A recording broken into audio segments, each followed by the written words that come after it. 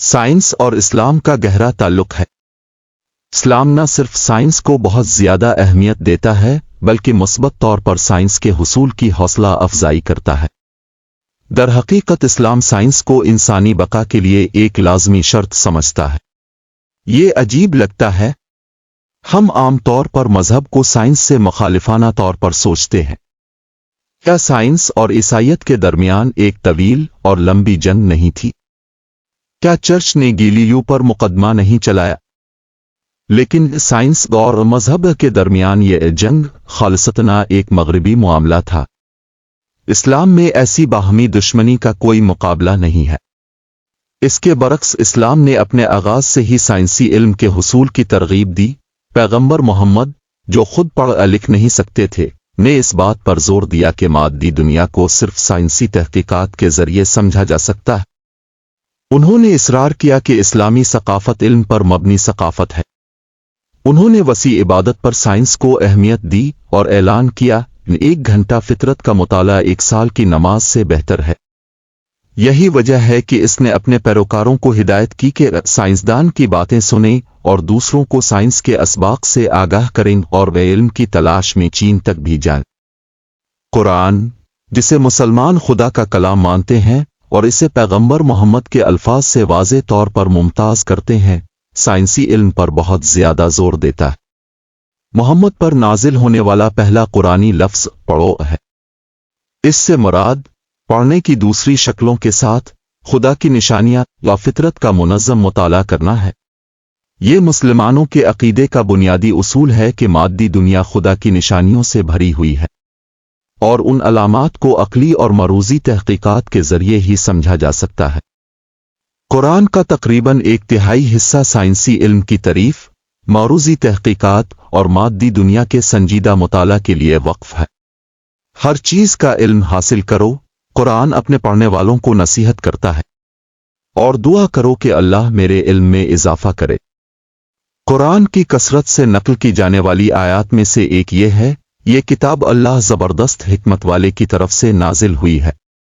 بے شک آسمانوں اور زمین میں ایمانداروں کے لیے نشانیاں ہیں، اور نیز تمہارے پیدا کرنے میں اور جانوروں کے پھیلانے میں یقین والوں کے لیے نشانیاں ہیں، اور رات اور دن کے بدل کر آنے میں اور اس میں جو اللہ نے آسمان سے رزق نازل کیا پھر اس کے ذریعے سے زمین کو اس کے مر جانے کے بعد زندہ کیا اور ہواؤں کے بدل کر لانے میں عقل مندوں کے لیے نشانیاں ہیں۔ اس لیے سائنس اور اسلام قدرتی بیڈ فیلو ہیں اور ہونا بھی چاہیے۔ یہ مذہبی جذبہ تھا جس نے 8ویں سے 15ویں صدی کے کلاسیکی دور میں مسلم تہذیب میں سائنس کو آگے بڑھایا۔ یہ سائنس کی کوتاہی ہے جس نے عصری مسلم دنیا کو غربت اور پسماندگی میں دھکیل دیا ہے۔ اسلام کی نشت ثانیہ اور اس کے نتیجے میں ایک جدید اسلامی ثقافت کے ظہور کے لیے مسلم معاشروں میں سائنسی جذبے کی شدید ضرورت ہے۔ ہم ابتدائی مسلم تاریخ میں اسلام اور سائنس کے درمیان قریبی تعلق کا واضح مظاہرہ دیکھ سکتے ہیں۔ سائنسی علم کی ابتدائی تحریک مذہبی تقاضوں پر مبنی تھی۔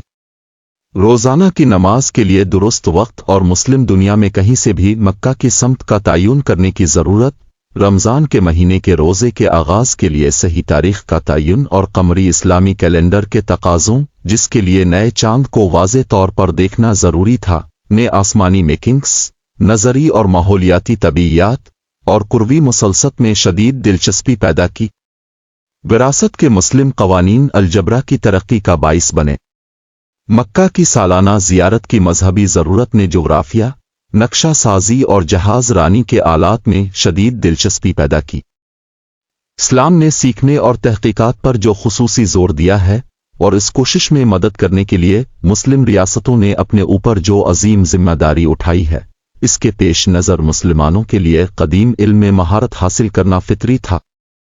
طاقت کے سرپرستوں کے اکسانے پر مترجمین کی ٹیموں نے محبت سے یونانی فکر اور سیکھنے کا عربی میں ترجمہ کیا، لیکن مسلمان یونانی علم کو غلامی سے نقل کرنے پر راضی نہیں تھے۔ انہوں نے اپنی تعلیمات کو ضم کرنے کی کوشش کی اور اپنے اصولوں کو اپنے مسائل پر لاگو کیا، نئے اصول اور طریقے دریافت کیے۔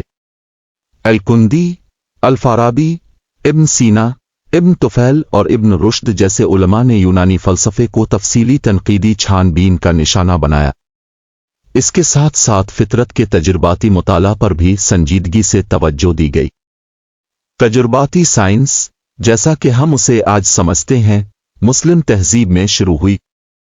साइंसी तरीक़ाकार जाबिर इब्न हयान जैसे साइंसदानों के काम से तैयार हुआ, जिन्होंने 8वीं सदी के आखिर में केमिस्ट्री की बुनियाद रखी, और इब्न इलाहिसुम, जिन्होंने 10वीं सदी में ऑप्टिक्स को एक तजुर्बाती साइंस के तौर पर कायम किया।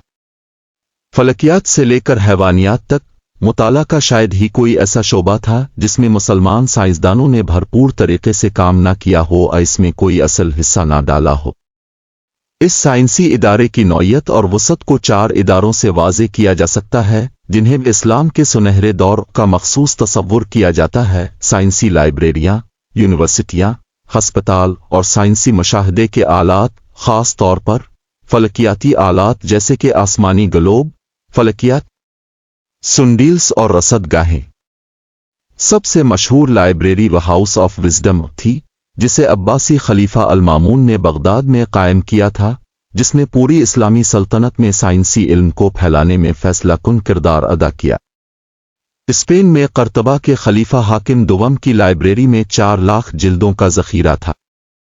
इसी तरह की लाइब्रेरियां काहिरा और दमिश्क से लेकर समरकंद और बुखारा तक मौजूद थीं। दुनिया की पहली यूनिवर्सिटी 970 में काहिरा की मस्जिद अल-अज़हर में कायम की गई थी। इसके बाद फेज और टिम्बक्टो जैसे शहरों में दीगर यूनिवर्सिटियों की मेज़बानी की गई।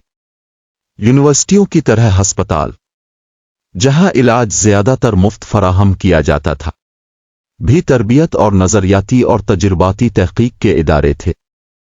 बगदाद के अब्द हस्पताल और दमिश्क के कबीर अल-नूरी हस्पताल ने अपनी तहकीकी पैदावार के लिए दुनिया भर में शोहरत हासिल की। असर हाजिर के मुस्लिम मुआशरों का अपने साइंसी वर्से से गहरा जज्बाती लगाव है। ये लगाव अक्सर एक नफ्सियाती पेचीदा बन जाता है, जो मुस्लिम दुनिया में साइंस की मारूजी तशखीस में रुकावट बनता है। अपने साइंसी वर्से के साथ वफादार रहने के लिए मुसलमानों को सिर्फ इसकी आग की राख को महफूज रखने के अलावा और भी बहुत कुछ करने की ज़रूरत है। उन्हें इसके शोले को मुंतकिल करने की ज़रूरत है। जिस तरह तारीख़ में इस्लाम की रूह की तारीफ़ उसके साइंसी इदारे से हुई, इसी तरह मुस्लिम मुआशरों का मुस्तक़बिल साइंस और इल्म के साथ ताल्लुक़ पर मुनहसिर है। मुसलमानों को इज्तिहाद के दरवाजे दोबारा खोलने, मुनज़्ज़म और असल सोच की तरफ लौटने के लिए शूरी कोशिश करने की ज़रूरत है, और साइंस को वहीं रखें जहां इसका ताल्लुक़ है, यानी इस्लामी सक़ाफ़त के बिल्कुल मरकज़ में। इब्तिदाई कदम के तौर पर मुसलमानों को ये समझने की ज़रूरत है कि साइंस में कोई फौरी इस्लाहात नहीं है। साइंस और साइंसी रूह को ख़रीदा या मुंतकिल नहीं किया जा सकता। इसे मुआशरे के अंदर से उभरना चाहिए और साइंसी सरगर्मियों को लोगों की ज़रूरियात के लिए मानी खेज़ बनाना चाहिए। आस्तीने लौटने और लेबॉर्ट्री में वापस जाने का कोई मुतबादिल नहीं है। सिर्फ आम मुसलमानों की जिंदगियों को छूने और तब्दील करने से ही साइंस मुस्लिम सकाफतों में एक फ़रोग़ पज़ीर इदारे के तौर पर तरक्की कर सकती है।